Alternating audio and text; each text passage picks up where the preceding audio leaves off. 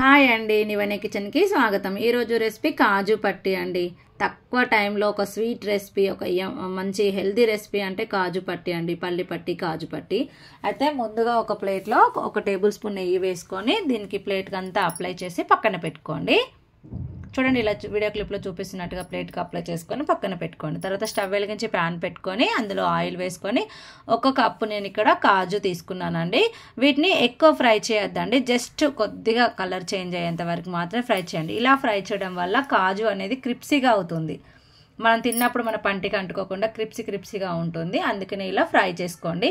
అయితే ఈ ఫ్రై చేసుకున్నప్పుడు నెయ్యి వేసి కూడా ఫ్రై చేసుకోవచ్చు అండి. కాకపోతే నెయ్యి లేదు అనుకుంటే ఇలా ఆయిల్ వేసి అయినా ఫ్రై చేసుకోండి.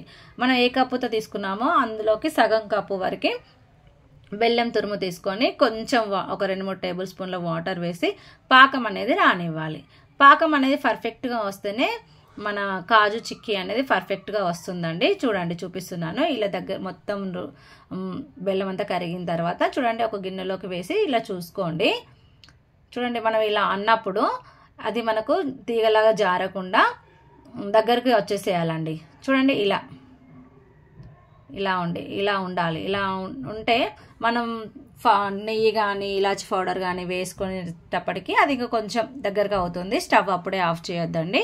చూడండి, ఇందులో 1 టేబుల్ స్పూన్ నెయ్యి, తర్వాత ఇలాచి పౌడర్ వేసుకొని ఇది కలిపి స్టవ్ ఆన్లోనే పెట్టుకోవాలండి. మీడియం ఫ్లేమ్లో పెట్టుకొని ఇలా కలుపుకుంటే ఇప్పుడైతే పర్ఫెక్ట్గా మనకు పాకం అనేది వచ్చేసినట్టే. ఇంకా ఇప్పుడు మనం ఫ్రై చేసి పెట్టుకున్న కాజు ఉన్నాయి కదా అండి, అవి వేసుకొని మొత్తం చూపిస్తున్నట్టుగా మొత్తం స్టవ్ ఆన్లోనే పెట్టుకొని చేసుకోండి.